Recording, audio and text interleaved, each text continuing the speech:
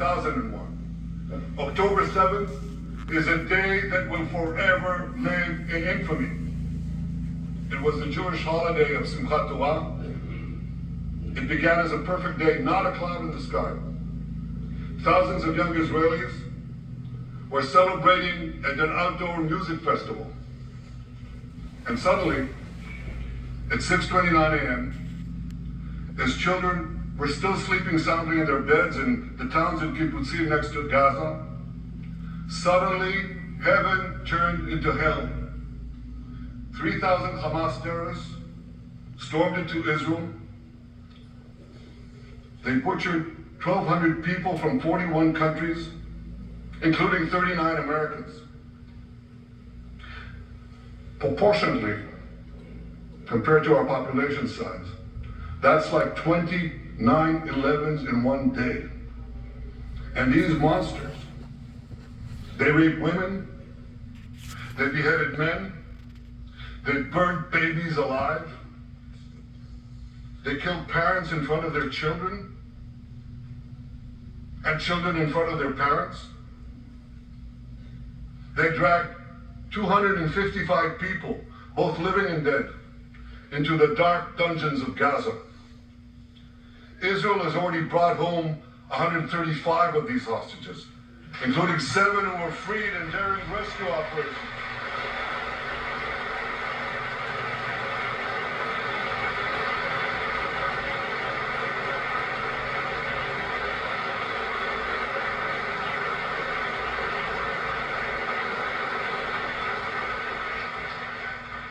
One of those freed hostages, Noor Gamani, is here in the gallery, sitting near my wife Sarah. On the morning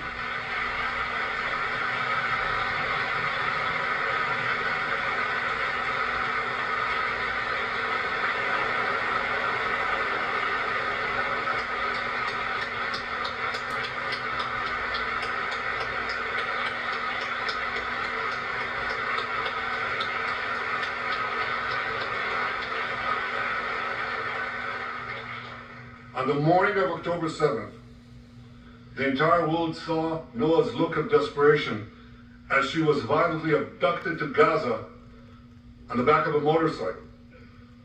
I met Noah's mother, Leora, a few months ago. She was dying of cancer. She said to me, "Prime Minister, I have one final wish. I wish to hug my daughter Noah one last time before I die." 2 months ago, I authorized a breathtaking commando rescue operation. Our special forces, including a heroic officer named Arnon Zmora, who fell in this battle, rescued Noah and 3 other hostages.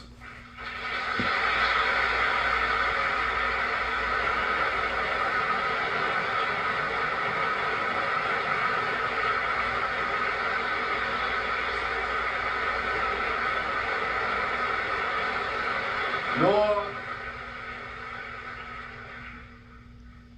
I think it's one of the most moving things. When Noah was reunited with her mother Leora, and her mother's last wish came true. Noah, we're so thrilled to have you with us today. Thank you.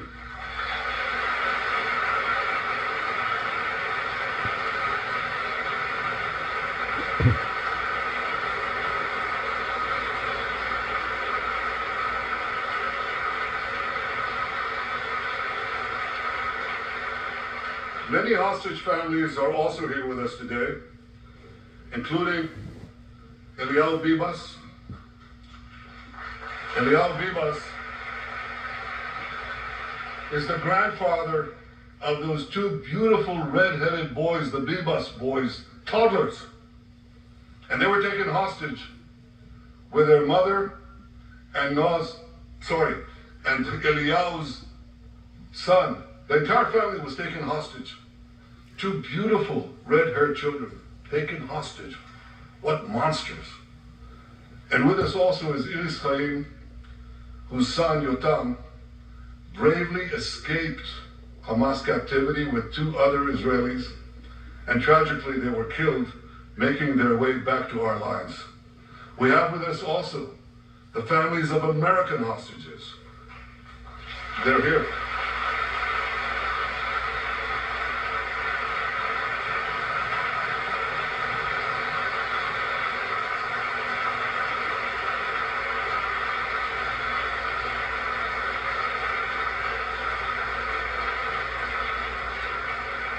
The pain these families have endured is beyond words. I met with them again yesterday, and I promised them this: I will not rest until all their loved ones are home, all of them.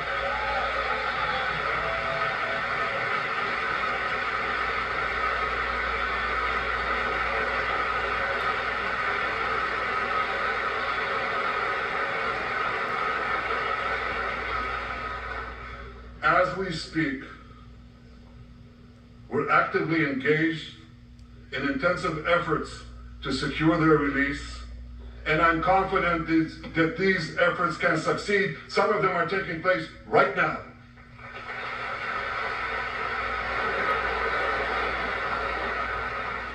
I want to thank President Biden for his tireless efforts on behalf of the hostages and for his efforts to the hostage families as well.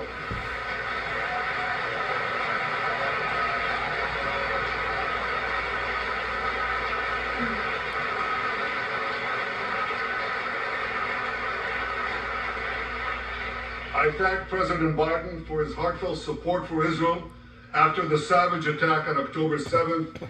He rightly called Hamas sheer evil. He dispatched 2 aircraft carriers to the Middle East to deter a wider war. And he came to Israel to stand with us during our darkest hour, a visit that will never be forgotten.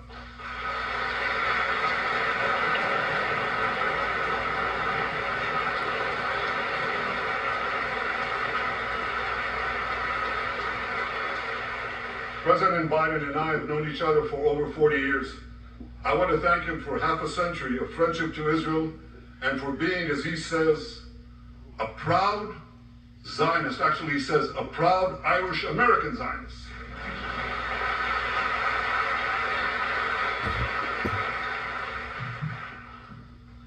My friends, for more than 9 months, Israel's soldiers have shown boundless courage. With us today,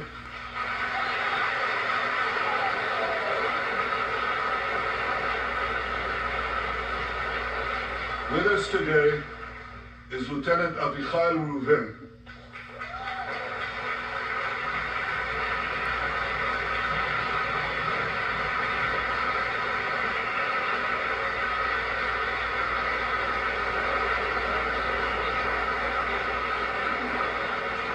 Avichai is an officer in the Israeli paratroopers. His family immigrated to Israel from Ethiopia. In the early hours of October 7th, Avichai heard the news of Hamas's bloody rampage. He put on his uniform, grabbed his rifle, but he didn't have a car. So he ran 8 miles to the front lines of Gaza to defend his people.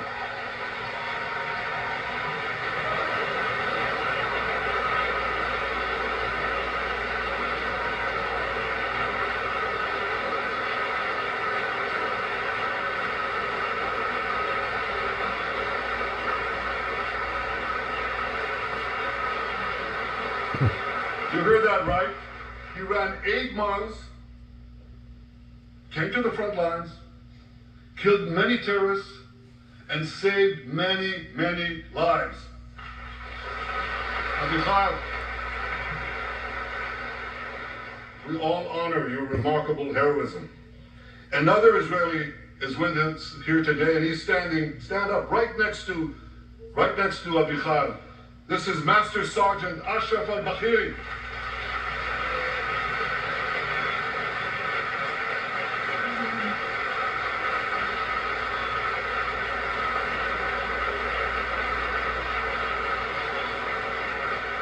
Ashraf is a veteran soldier from the Israeli Muslim community of Rads. On October 7th, Ashraf too killed many terrorists. First, he defended his comrades in the military base, and he then rushed to defend the neighboring communities, including the devastated community of Kibbutz Be'eri. Like Ashraf,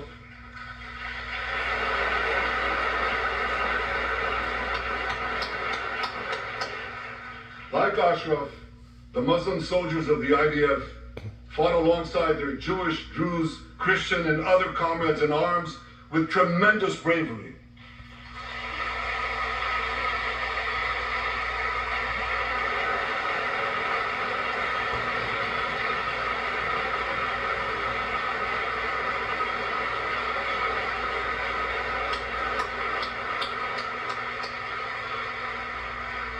A third hero, Lieutenant Asa Sofer, is also here with us.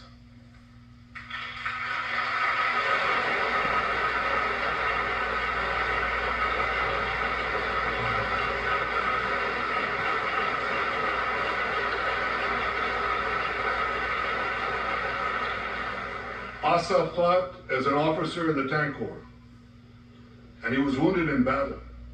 He was wounded in battle while protecting his fellow soldiers from a grenade. He lost his right arm and the vision in his left eye. He's recovering, and incredibly, within a short time, Asa will soon return to active duty as a commander of a tank company.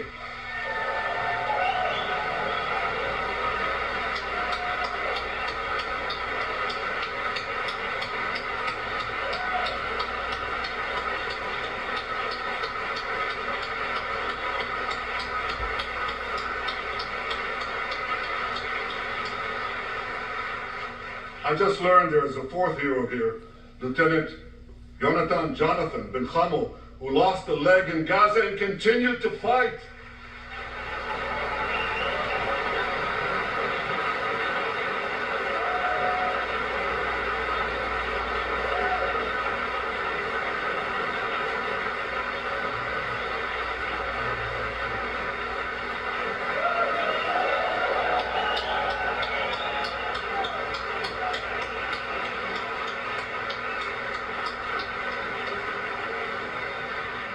My friends, these are the soldiers of Israel, unbowed, undaunted, unafraid.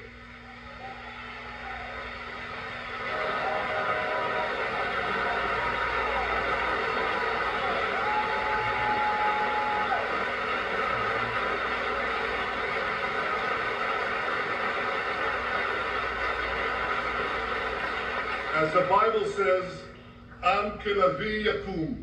They shall rise like lions. They have risen like lions. The lions of Judah, the lions of Israel.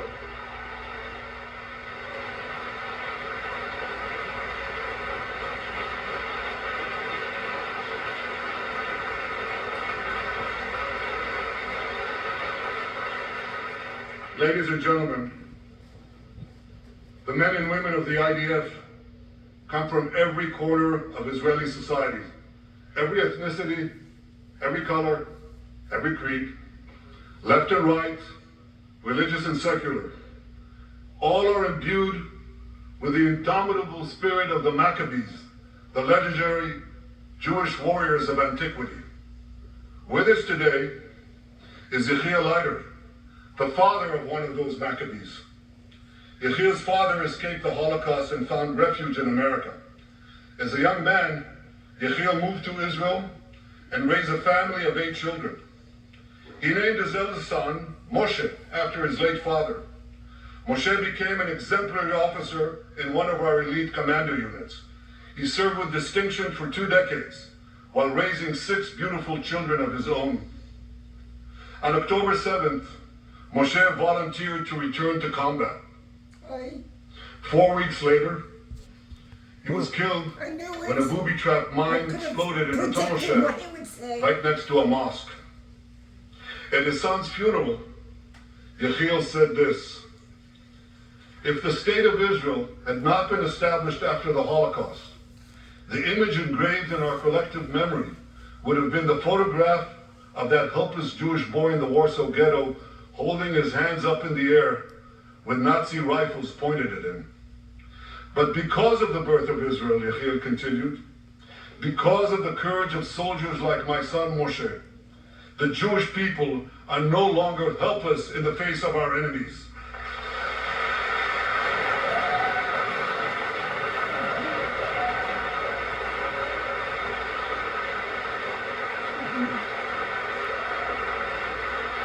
He's sitting up there. Yechiel, please rise so we can honor your son's sacrifice. And I pledge to you and to all the bereaved families of Israel, some of whom are in this hall today, the sacrifice of your loved ones will not be in vain.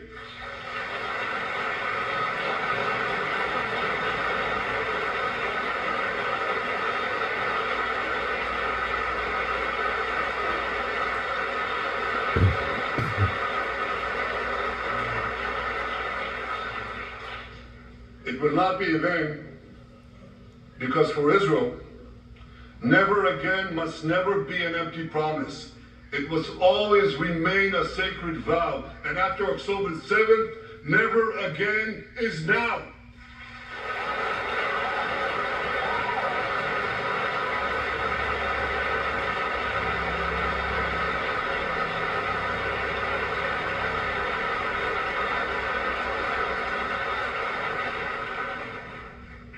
My friends, defeating our brutal enemies requires both courage and clarity. Clarity begins by knowing the difference between good and evil. Yet incredibly, many anti-Israel protesters, many choose to stand with evil. They stand with Hamas. They stand with rapists and murderers. They stand with people who came into the kibbutzim, into a home. The parents hid the children, the two babies, in the attic, in a secret attic. They murdered the families, the parents. They found the secret latch to the hidden attic, and then they murder the babies.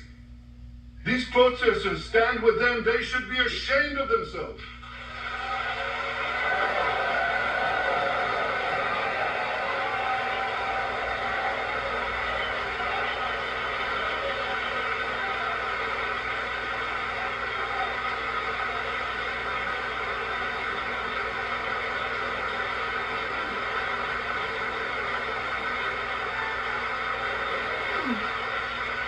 Start talking. Hmm? He waits too long. So Yeah. they keep clapping. I will let me. What? I am recording it.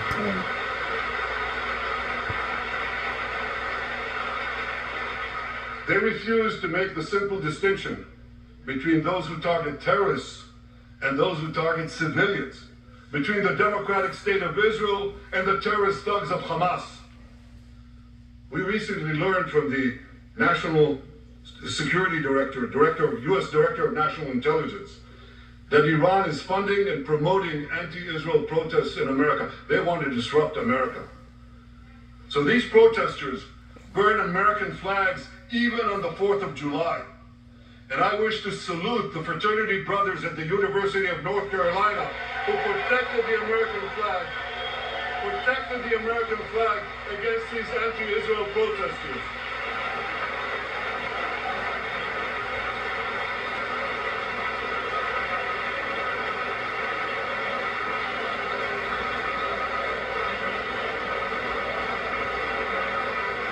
Enough already.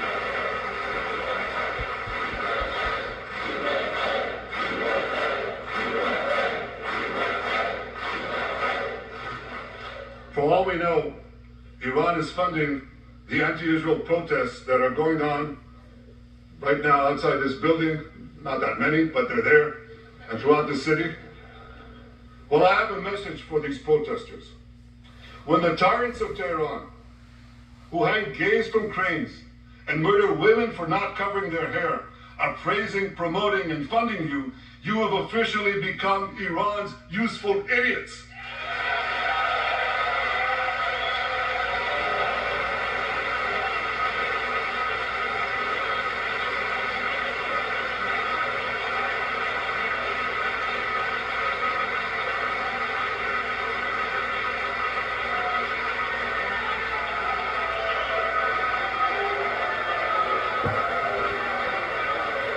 Some of these protesters, it's amazing, absolutely amazing. Some of these protesters hold up signs proclaiming gays for Gaza. They might as well hold up signs saying chickens for KFC.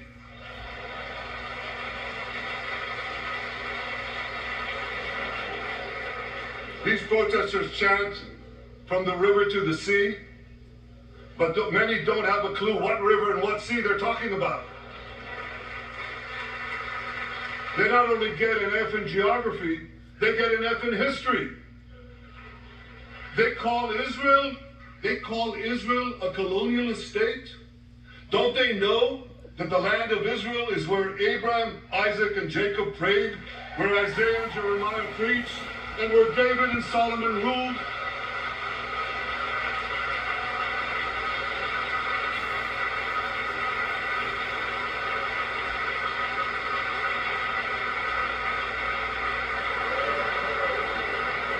For nearly 4,000 years, the land of Israel has been the homeland of the Jewish people. It's always been our home. It will always be our home.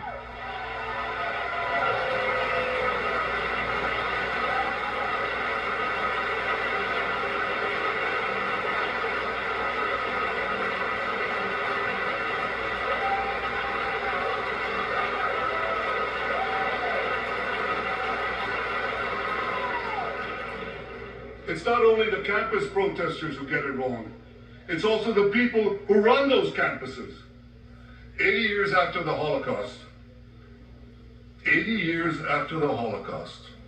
the presidents of Harvard, Penn, and I'm ashamed to say my alma mater, MIT, couldn't bring themselves to condemn the calls for the genocide of Jews. You remember what they said? They said, it depends on the context. Well, let me give these befuddled academics a little context.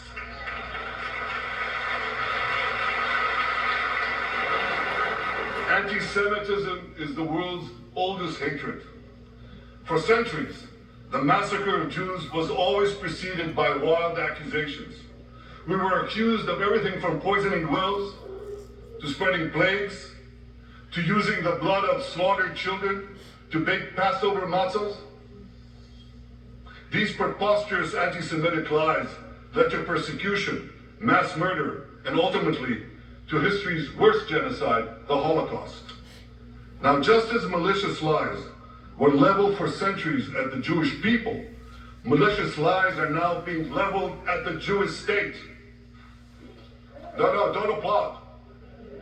Listen. The outrageous slanders that paint Israel as racist and genocidal are meant to delegitimize Israel, to demonize the Jewish state, and to demonize Jews everywhere.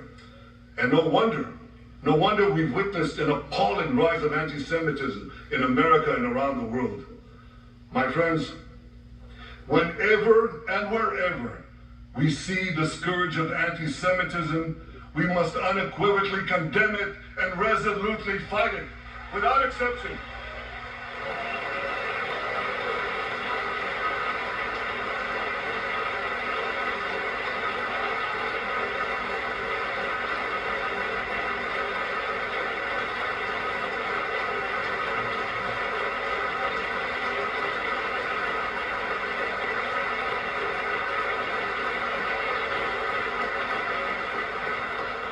And don't be fooled when the blood libels against the Jewish state come from people who wear fancy silk robes and speak in lofty tones about law and justice. Here's a case in point. The prosecutor of the International Criminal Court has shamefully accused Israel of deliberately starving the people of Gaza. This is utter, complete nonsense. It's a complete fabrication.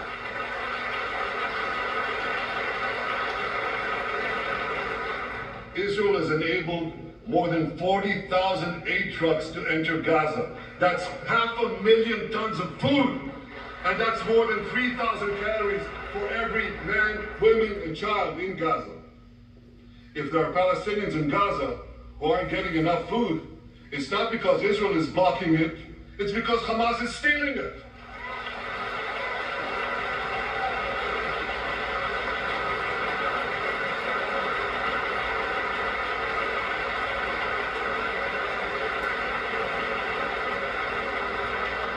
So much for that lie, but here's another. The ICC prosecutor accuses Israel of deliberately targeting civilians. What in God's green earth is he talking about? The IDF just dropped millions of flyers, sent millions of text messages, made hundreds of thousands of phone calls to get Palestinian civilians out of harm's way. But at the same time, Hamas does everything in its power to put Palestinian civilians in harm's way. They fire rockets from schools, from hospitals, from mosques. They even shoot their own people when they try to leave the war zone. A senior Hamas official, Fatri Hamad, boasted, listen to this, he boasted that Palestinian women and children excel at being human shields. His words, excel at being human shields. What monstrous evil. For Israel, every civilian death is a tragedy. For Hamas, it's a strategy. They actually want Palestinian civilians to die so that Israel will be smeared in the international media and be pressured to end the war before it's won. This would enable Hamas to survive another day, and as they vowed, to carry out October 7th again and again and again. Well, I want to assure you, no matter what pressure is brought to bear, I will never allow that to happen.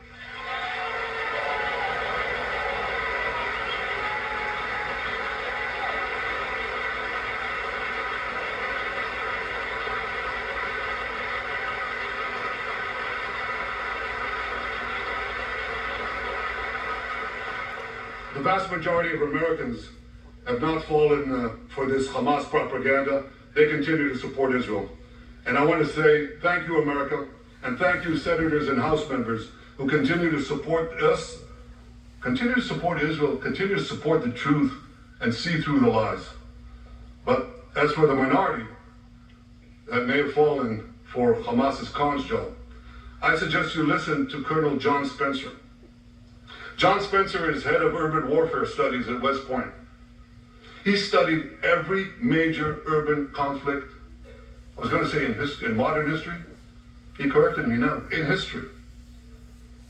Israel, he said, has implemented more precautions to prevent civilian harm than any military in history and beyond what international law requires.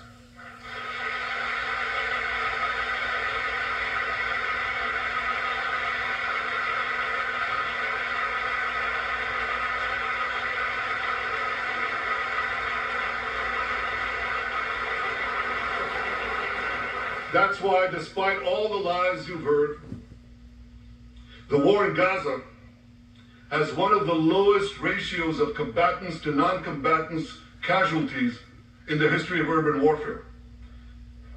And you want to know where it's lowest in Gaza? It's lowest in Rafah. In Rafah. Remember what so many people said? If Israel goes into Rafah, there'll be thousands, maybe even tens of thousands of civilians killed. Well, last week, I went into Rafah. I visited our troops as they finished fighting Hamas's remaining terrorist battalions. I asked the commander there, how many terrorists did you take out in Rafah? He gave me an exact number, 1,203. I asked him, how many civilians were killed? He said, Prime Minister, practically none, with the exception of a single incident where shrapnel from a bomb hit a Hamas weapons depot and unintentionally killed 24 people. The answer is practically none. You want to know why? Because Israel got the civilians out of harm's way, something people said we could never do, but we did it.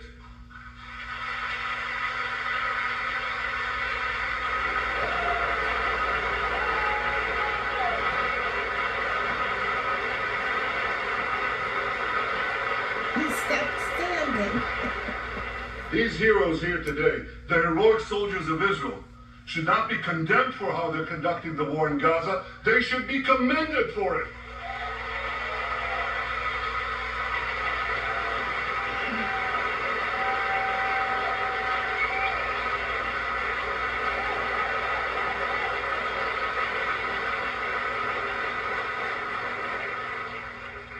I want to thank all of you here today who forcefully opposed the false accusations of the ICC and stood up for the truth. These lies are not only libelous, they're downright dangerous. The ICC is trying to shackle Israel's hands and prevent us from defending ourselves. And if Israel's hands are tied, America is next. And I'll tell you what else is next. The ability of all democracies to fight terrorism will be imperiled. That's what's on the line. So let me assure you, the hands of the Jewish state will never be shackled. Israel will always defend itself.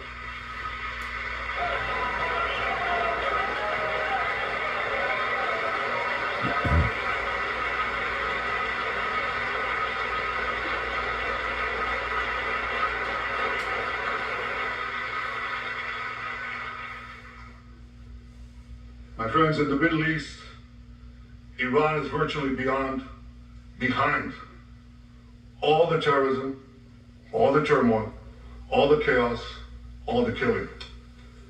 And that should come as no surprise. When he founded the Islamic Republic, Ayatollah Khomeini pledged, "We will export our revolution to the entire world." We will export the Islamic revolution to the entire world. Now ask yourself, which country ultimately stands in the way of Iran's maniacal plans to impose radical Islam on the world? And the answer is clear. It's America, the guardian of Western civilization and the world's greatest power.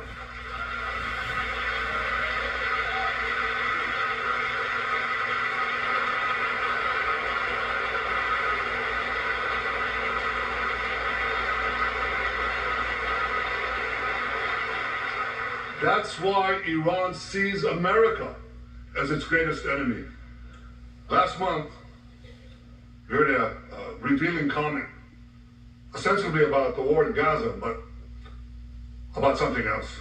It came from the foreign minister of Iran's proxy, Hezbollah, and he said this: "This is not a war with Israel.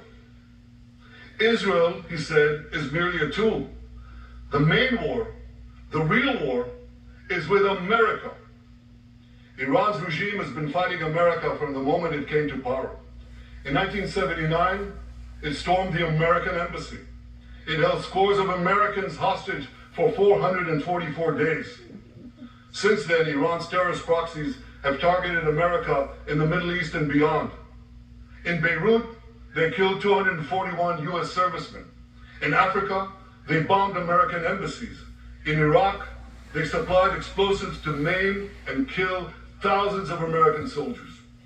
In America,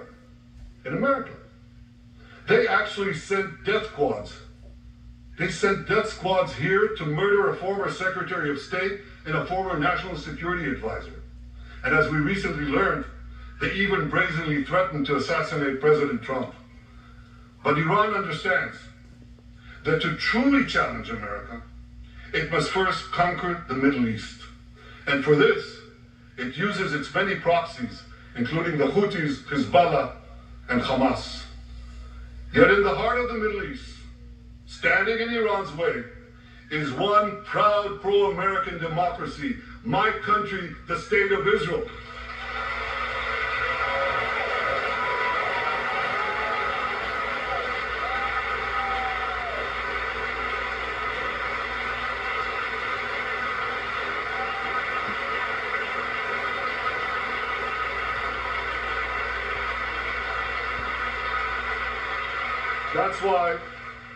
That's why the mobs in Tehran chant death to Israel before they chant death to America. For Iran, Israel is first, America is next. So when Israel fights Hamas, we're fighting Iran. When we fight Hezbollah, we're fighting Iran. When we fight the Houthis, we're fighting Iran. And when we fight Iran, we're fighting the most radical and murderous enemy of the United States of America. And one more thing. When Israel acts to prevent Iran from developing nuclear weapons that could destroy Israel and threaten every American city, every city that you come from, we're not only protecting ourselves, we're protecting you.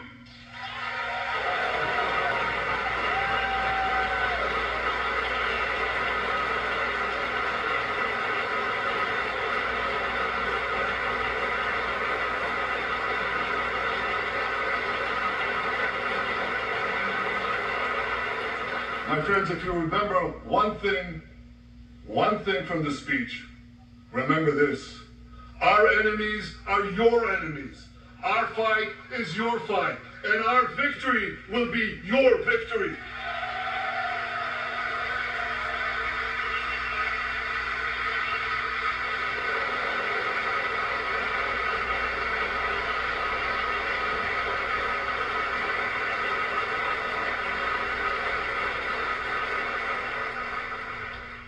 Ladies and gentlemen, that victory is in sight. Israel's defeat of Hamas will be a powerful blow to Iran's axis of terror. Another part of that axis, Hezbollah, attacked Israel on October 8th, a day after the Hamas attack. It has launched thousands of missiles and drones against us. 80,000 of our citizens in northern Israel evacuated their homes, becoming effectively refugees in their own land. We are committed to returning them home. We prefer to achieve this diplomatically. But let me be clear. Israel will do whatever it must do to restore security to our northern border and return our people safely to their homes.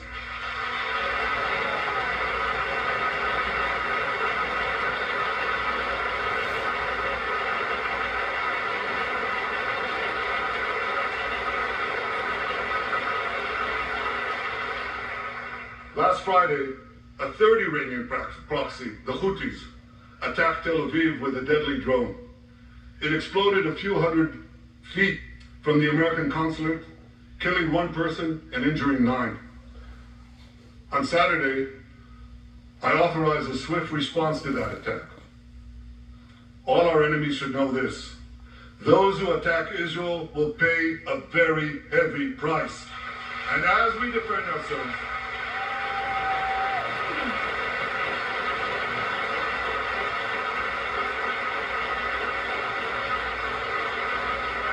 Your friend. Your friend as we Rick defend Scott. ourselves on all fronts, I know that America has our back. And I thank you for it. All sides of the aisle. Thank you.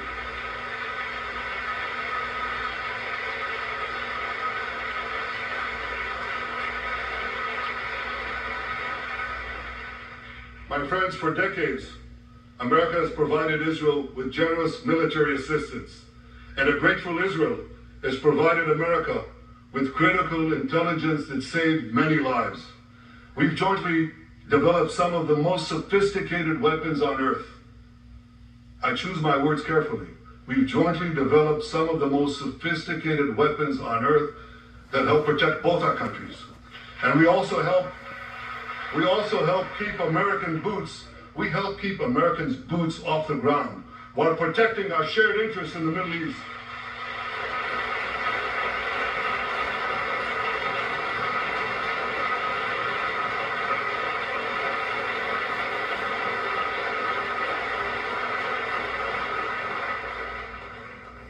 I deeply appreciate America's support, including in this current war.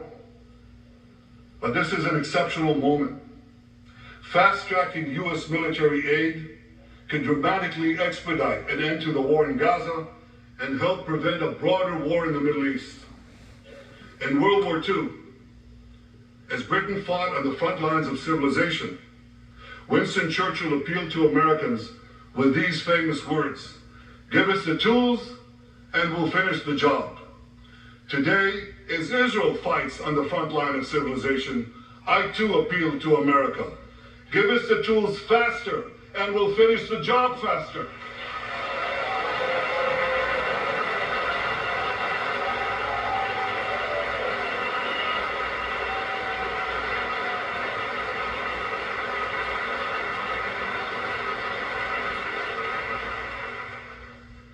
My dear friends, the war in Gaza could end tomorrow if Hamas surrenders, disarms, and returns all the hostages.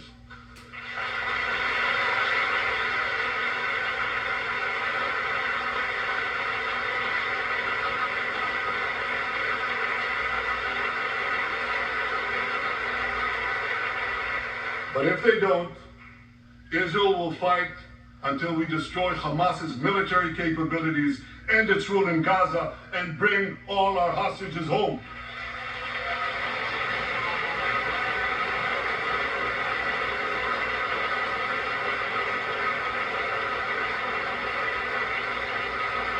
That's what total victory means, and we will settle for nothing less.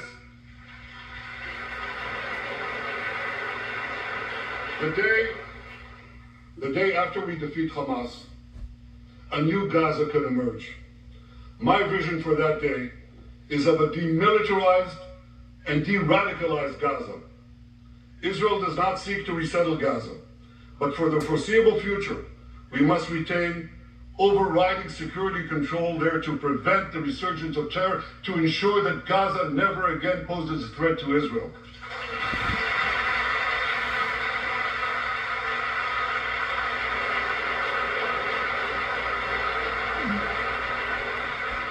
Gaza should have a civilian administration run by Palestinians who do not seek to destroy Israel. That's not too much to ask.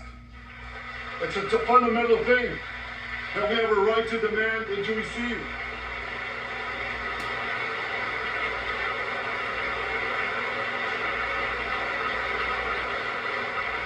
A new generation of Palestinians must no longer be taught to hate Jews, but rather to live in peace with us.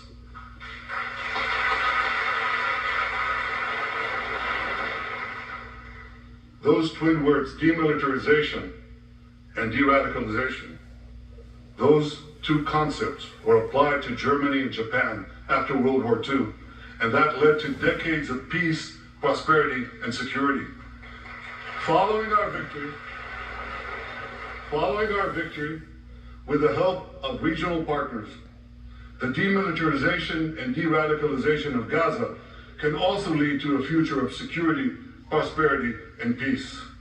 That's my vision for Gaza.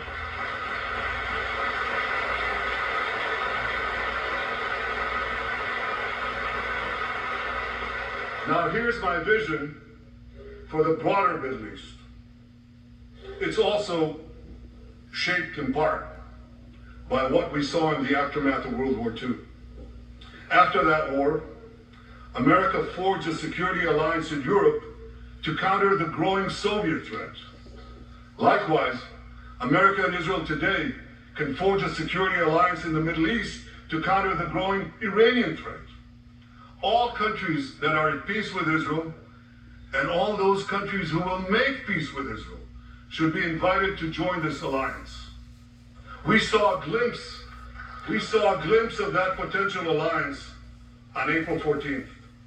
Led by the United States, more than half a dozen nations worked alongside Israel to help neutralize hundreds of missiles and drones launched by Iran against us. Thank you, President Biden, for bringing that coalition together.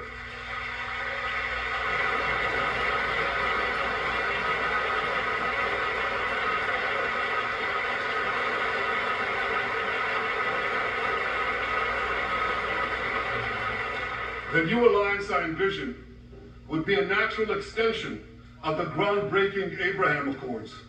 Those accords saw peace forged between Israel and 4 Arab countries, and they were supported by Republicans and Democrats alike. We could call, I have a name for this new alliance. I think we should call it the Abraham Alliance.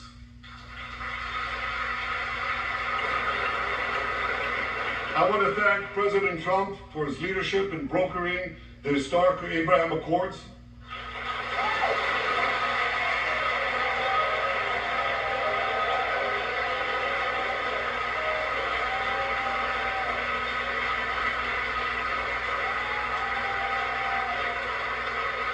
Like Americans, Israelis were relieved that President Trump emerged safe and sound from that dastardly attack on him, dastardly attack on American democracy.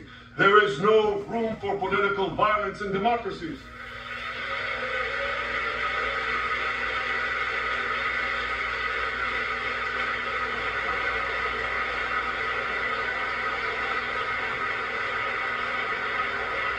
I also want to thank President Trump for all the things he did for Israel, from recognizing Israel's sovereignty over the Golan Heights, to confronting Iran's aggression, to recognizing Jerusalem as our capital and moving the American embassy there.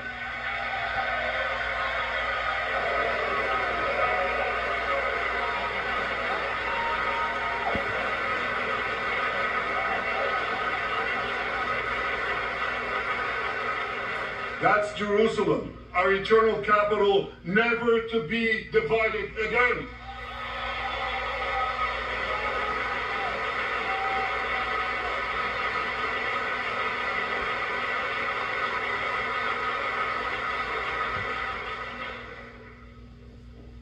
My dear friends, Democrats and Republicans, despite these times of upheaval, I'm hopeful about the future.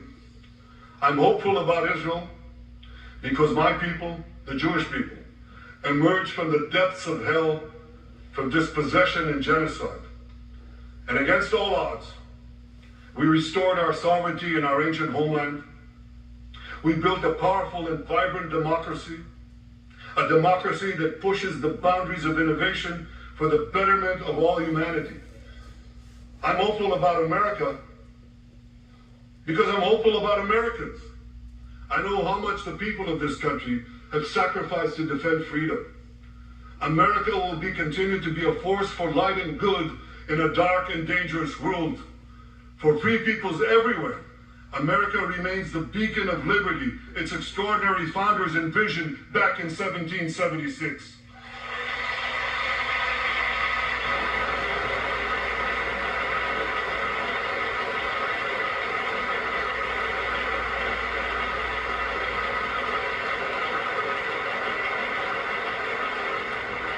Working together, I'm confident that our two nations will vanquish the tyrants and terrorists who threaten us both. As Israel's Prime Minister, I promise you this: no matter how long it takes, no matter how difficult the road ahead, Israel will not relent, Israel will not bend.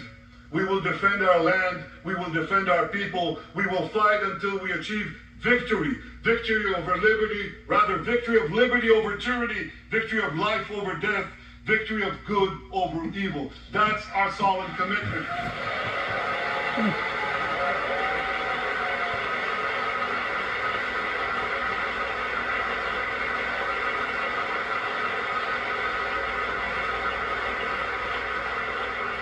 And we will continue to work with the United States and our Arab partners to transform a troubled region from a backwater of repression, poverty, and war into a thriving oasis of dignity, prosperity, and peace. In this noble mission, as in many others, Israel will always remain America's indispensable ally. Through thick and thin,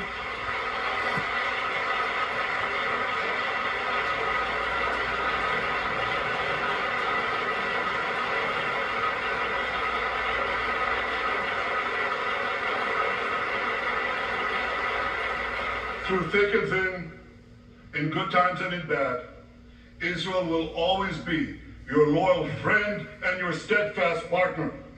On behalf of the people of Israel, I came here today to say thank you, America. Thank you for your support and solidarity. Thank you for standing in Israel, with Israel, in our hour of need. Together we shall defend our common civilization. Together, we shall secure a brilliant future for both our nations.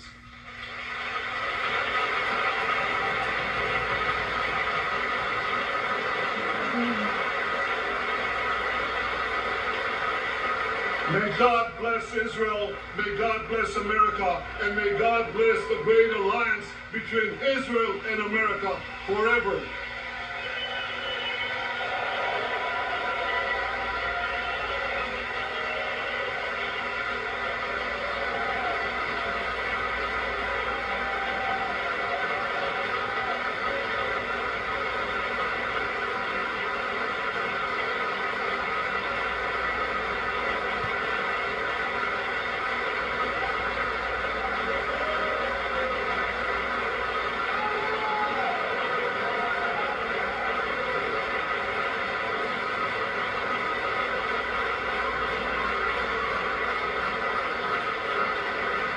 Okay, enough. It was enough a long time ago. רגע, let me finish. It's about 50 minutes now.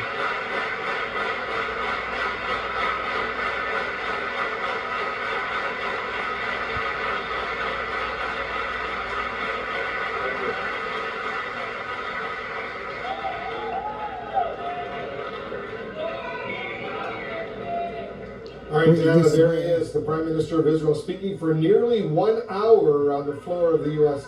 House of Representatives, the joint meeting of the Senate and the House, making Israel's strong case for U.S. support. And you couldn't help but notice how effusive, Diana, he was in his praise for both President Obama, President Biden, and the former President Donald Trump. He was effusive in his praise for both. Yeah, absolutely. Look, I mean, this looked like an American president giving a State of the Union address, even and especially including the guests in the box, which I'll get to in a second. But I just want to sort of give thematically what we just saw here was an Israeli prime minister trying to reconnect with its biggest ally, its biggest democratic ally in the United States of America, and doing it by touching on the most infamous days in American history. Like December 7th, like September 11th, 2011, that was Israel's October 7th. And he even said the words, "It is a day that will live in infamy," standing in the same spot. One of many connections he was